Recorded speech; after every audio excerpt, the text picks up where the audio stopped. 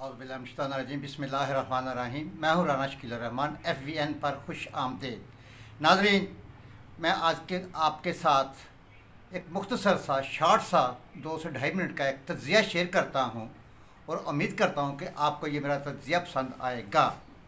हम आज तक ये फ़ैसला नहीं कर सके मुल्क में हुक्मरानी किसकी होनी चाहिए।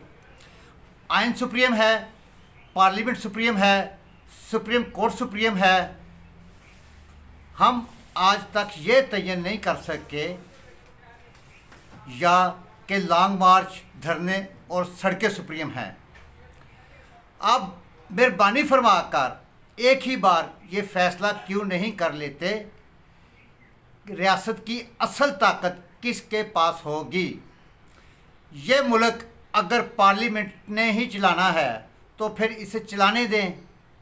फ़ैसले अगर आइन के तहत होंगे तो फिर आइन को बाप मान लें। अगर सुप्रीम कोर्ट का फ़ैसला सुप्रीम होगा तो फिर सुप्रीम कोर्ट को माई बाप मान लें। और अगर मुल्क फ़ौज ने चलाना है तो फिर एक ही बार ये ज़िम्मेदारी फ़ौज को सौंप दे ताकि मुल्क में कोई इस्तेहकाम तो आए।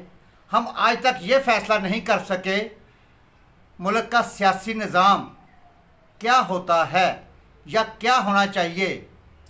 हम आज तक ये फ़ैसला नहीं कर सके इलेक्शन कमीशन और इलेक्शन किसने कराना है और इलेक्शन कमीशन का क्या काम है, ये भी तय नहीं हो पाया।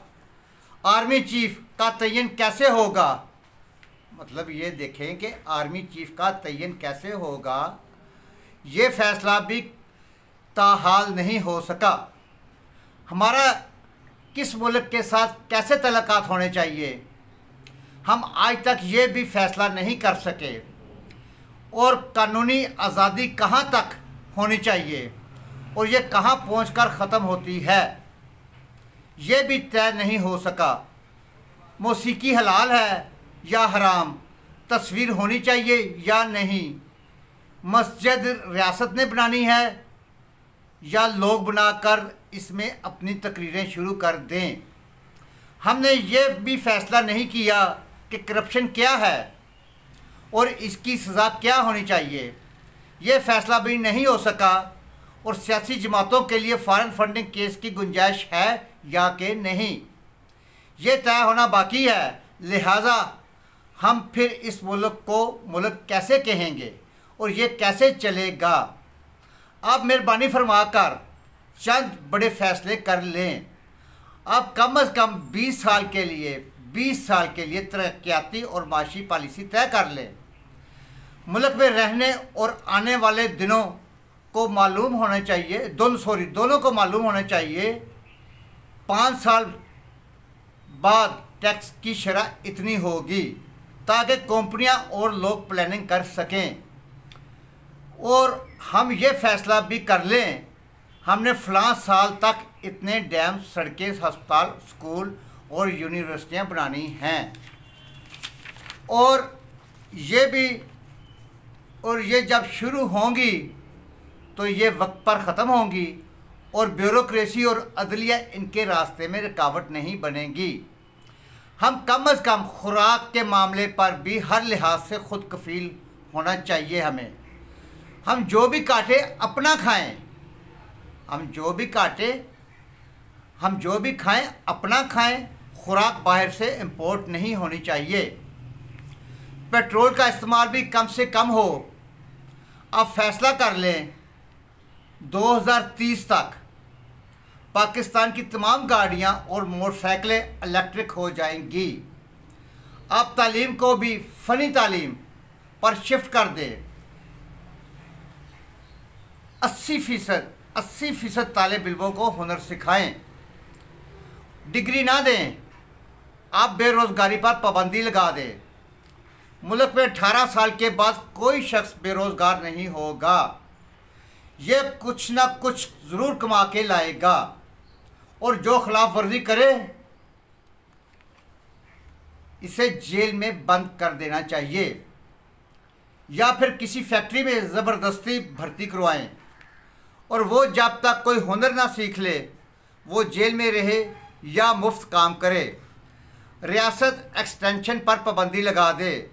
कोई सरकारी मुलाजम, वो ख्वाह फरिश्ता ही क्यों ना हो, वो वक्त पर रिटायर होगा और वो अपनी पोजीशन पर दोबारा तैनात नहीं हो सकेगा। सुप्रीम कोर्ट की तरह तमाम अदारों में सीनियर मोस्ट खामोशी से चीफ बन जाएं।